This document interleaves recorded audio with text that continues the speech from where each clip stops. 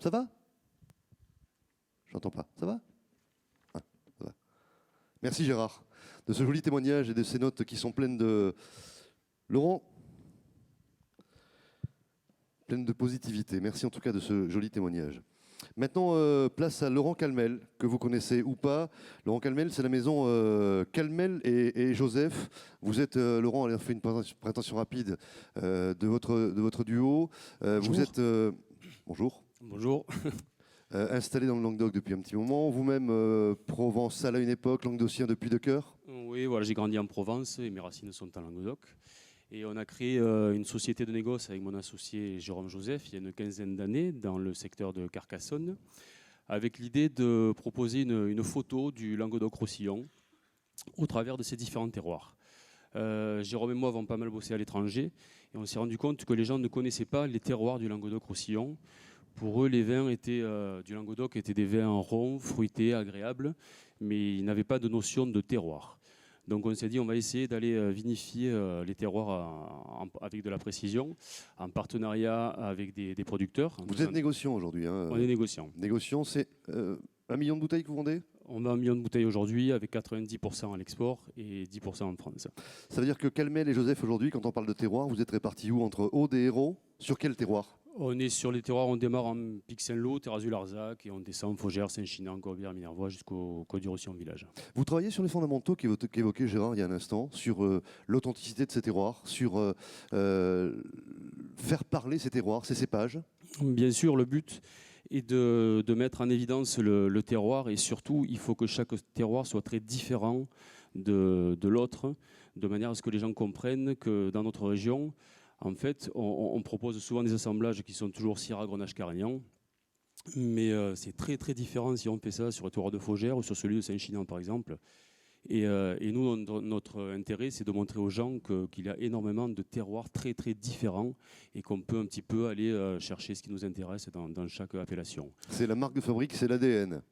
L'ADN, c'est de vinifier chez des producteurs, d'élever chez les producteurs, de conditionner les vins donc chez des prestataires de services de mise en bouteille, mais c'est surtout de montrer qu'avec une même philosophie de vinification et avec des mêmes cépages, on avait des vins totalement différents, ceci juste dû à un terroir et à un environnement en fait. Voilà. Vous voulez nous parler de la région? Donc, hop, je mets mon petit... Voilà. Voilà. On y est, Languedoc. Donc la région présente un avantage évident parce qu'il y a une mosaïque de terroirs qui est très très large, avec une diversité de cépages très important. Et donc c'est un terrain de jeu privilégié pour nous négociants. Donc la jeunesse de notre région en matière de proposition de vente de vin en bouteille est un avantage parce que ça nous permet de ne pas nous enfermer dans un style. C'est-à-dire que dans des régions un petit peu plus anciennes, comme le Bordelais ou la Bourgogne, le vigneron est cantonné à un style qui est très traditionnel, même au niveau du packaging, de la communication, ils sont obligés d'assumer un passé. Nous, on a la chance d'être jeunes et on peut proposer des choses innovantes. Vous faites quoi, par exemple, à ce sujet? Quand on parle de packaging, c'est quoi les signatures que vous proposez, vous? Nous, on a notre univers de communication, mais l'idée, c'est de mettre un vin différent avec une signature qui est la nôtre. On va revenir à la partie segmentation avec vous, Laurent. Voilà, alors une segmentation d'offres variées. Alors, avant de réaliser une segmentation de l'offre, il faut déterminer un style ou un profil vin avec une personnalité marquée, de manière à se différencier de ses concurrents nationaux ou internationaux. Pour ça, il faut une cohérence entre un style et un marché, il faut une cohérence entre un prix et un marché, éviter la standardisation des produits, surtout en rouge. La qualité du vin doit rester le cœur de l'offre, c'est très important, cette notion de qualité, il ne faut vraiment jamais l'oublier. Et l'offre doit être lisible pour le consommateur. Trop souvent, on voit des gens qui partent un petit peu dans tous les sens et le consommateur ne s'y retrouve pas, il n'arrive pas à très bien comprendre. Donc nous, c'est un exemple de notre proposition de segmentation de l'offre. Donc on a créé une marque qui s'appelle Villa Blanche, dans laquelle on met des monocépages. Donc c'est des monocépages en vin de Pays d'Oc. Oui. Donc on propose la majorité des cépages travaillés en Languedoc-Roussillon sur un principe où il y a une base de 3, 4, 5 profils différents que l'on assemble au fil de l'année, de manière à avoir une régularité tout au long de l'année et d'avoir un style qui nous est propre. Donc on a entre guillemets une recette qui correspond au style que nos consommateurs apprécient. Qu'est-ce qu'il apprécie? Nous, c'est un style plutôt, je dirais, jeune, moderne et international dans la partie Villa Blanche. Donc, Pourquoi ce nom, Villa Blanche? Villa Blanche, c'est une allusion aux villas romaines, à l'art de vivre à la romaine, détendu. Voilà. L'art de vivre, ça me parle. Et oui, c'est important. Voilà, ensuite on rentre dans les AOC par un AOP Languedoc. Donc on a un AOP Languedoc rouge et un AOP blanc. Donc on a essayé de faire très simple. Un petit peu, on aimerait que ce soit à l'image des Côtes du Rhône, effectivement, comme le Côte du Rhône générique est un petit peu l'appellation socle de la vallée du Rhône, on aimerait que ce soit un petit peu la même chose en Languedoc. Donc on l'a construit de cette manière. Ensuite on rentre dans notre gamme que l'on appelle les terroirs. Donc ici on a 6 vins qui sont des assemblages, comme je l'ai dit auparavant, généralement Syrah, Grenache, Carignan, mais sur des terroirs différents. Voilà, Corbière, Minervois, Faugère, Saint-Chinian, Côte-du-Roussillon, Village. Et ça nous permet d'aller expliquer notre manière de travailler à l'étranger et les gens sont très sensibles à ça parce que vraiment ils sont entre guillemets bluffés de voir que sur des mêmes cépages avec des assemblages plus ou moins identiques, on a des personnalités de vins totalement différentes. Et ça les intéresse beaucoup. D'ailleurs, votre moitié est actuellement en déplacement. Il est où Aux États-Unis. Aux États-Unis, qui est un marché sur lequel vous travaillez? On y travaille, pas assez, mais on y travaille. On y travaille. Et justement, aux États-Unis, il y a une concurrence forte parce que la qualité de vin est très importante. Et Gérard Bertrand parlait de maturité de vin rouge. Et c'est un marché sur lequel, effectivement, il faut avoir de jolies concentrations. Voilà. Ce n'est pas des marchés sur lesquels on peut rentrer avec des vins, entre guillemets, un petit peu trop légers, un petit peu trop... voilà. Autre gamme que vous développez justement? Donc ensuite, nous avons la gamme qu'on appelle les crus chez nous. Donc ici, ce sont des vins qui sont sur des rendements plus faibles, avec un travail un petit peu plus dans le détail. Ce sont des vins qui sont élevés en barrique pendant 6, 8, 10, 12 mois. Et ensuite, on les met en tiré-bouché, on les élève en bouteille. On pense aussi que dans la région, il n'y a pas assez de vins qui sont proposés avec un petit peu d'ancienneté. Ancienneté. On a oublié le vin et on le sort quelques années plus tard. Voilà, exactement. Donc on pense que c'est un petit peu la valeur ajoutée du vin. Si on peut garder des bouteilles et les sortir pendant 1, 2, 3 ans après, ça permet d'avoir une valeur ajoutée. Donc généralement, on aime bien sortir les vins sur le millésime suivant chez nous. Mais malheureusement, c'est très difficile d'amener une valeur ajoutée s'il n'y a pas d'effet millésime et d'élevage. Parce que vraiment, le vin prend toutes ses lettres de noblesse lorsqu'il est élevé en bouteille. Donc sur des vins jeunes, on va avoir le côté fruits, sympa, agréable, jeune, mais on n'aura pas vraiment de lettres de noblesse et d'élégance. Donc vraiment, c'est au cours de l'élevage que l'on arrive à acquérir toutes ces notes. Là, c'est la tendance pour les crus, tendance également pour les cuvées rares. Donc ensuite, les cuvées rares, l'idée, c'est de... Pendant les vinifications, lorsque je vois des raisins qui me semblent être exceptionnels, je les sépare, je fais des micro-vinifications et un élevage de ces vins-là. Donc l'idée, c'est de proposer un petit peu ce qui, pour nous, est le top du millésime en Languedoc-Roussillon. Donc ça peut être une année en Pic-Saint-Loup, une année en Terre-Azur-Azac, une année en Fougère, une année en Côte-du-Roussillon Village, une année en Saint-Chinian. Et l'idée, voilà, c'est de faire un petit peu découvrir aux consommateurs le clin d'œil qualitatif de l'année. Chez vous également, chez Calmel et Joseph, il y a des bulles. Il y a des bulles. Ah, elles sont pas là. Elles sont pas là. Elles sont là. Elles sont là. Voilà. Donc il y a des bulles. Donc il y a un crément de Limoux et une blanquette de Limoux. Donc blanquette de Limoux pour le côté plus traditionnel avec une identité forte de la région et le crément qui correspond à une clientèle un petit peu plus jeune et moderne avec plus de chardonnay, quelque chose qui se rapproche plus du monde du champagne. Mmh. Ensuite, il y avait Amstramgram. Donc Amstramgram, c'est une gamme que l'on a créée récemment. Donc ici, l'idée, c'est un petit peu un électron libre. Et l'idée, c'est ici de rentrer dans le vin par le nom d'une cuvée et avec un packaging fort. L'étiquette, c'est qui, c'est quoi? L'étiquette, c'est un peintre parisien qui a fait cette gravure. Et voilà, on a trouvé que ça correspondait bien à un marché parisien, plutôt urbain, citadin. Ici, on rentre sur des créations de vins atypiques, en marge du travail sur un cépage ou sur une appellation en particulier. On s'amuse un petit peu. Là, c'est un assemblage de Malbec Petit Verdot. sur des grosses maturités. Et voilà, ça plaît à une clientèle plutôt urbaine, plutôt jeune. Voilà, donc... Voilà. Et ensuite, donc, nous avons alors nous avons acheté un domaine avec Jérôme en 2015 dans les Corbières, dans le secteur de Carcassonne. C'est un vignoble qui est implanté à 200 mètres d'altitude. Donc nous, on aime bien ces équilibres-là parce qu'on aime la fraîcheur dans les vins.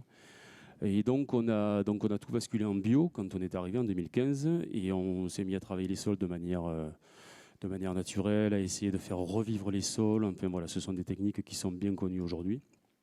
Et on a sorti notre premier vin en 2016.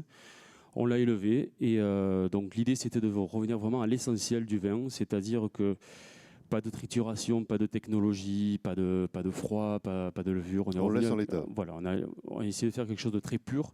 Alors quand on dit pur, ça ne veut pas dire laisser faire, ça veut dire au contraire contrôler de très très près, mais ne pas trop intervenir de manière à laisser le terroir s'exprimer, si je peux dire. Ça, c'est pour la Madone. Ça, c'est pour la Madone. Et ce qui est intéressant sur la Madone, c'est qu'on l'a mis sur un secteur premium, haut de gamme. Donc, c'est un vin qu'on vend 54 € la bouteille, prix public. Donc, c'est cher. Et on est heureux du résultat parce qu'on voit qu'il y a vraiment une demande pour ce genre de vin.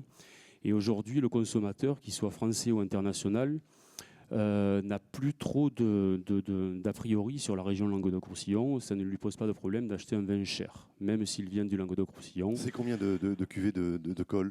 Oh, c'est peu, là on a fait 3421 cols. Voilà.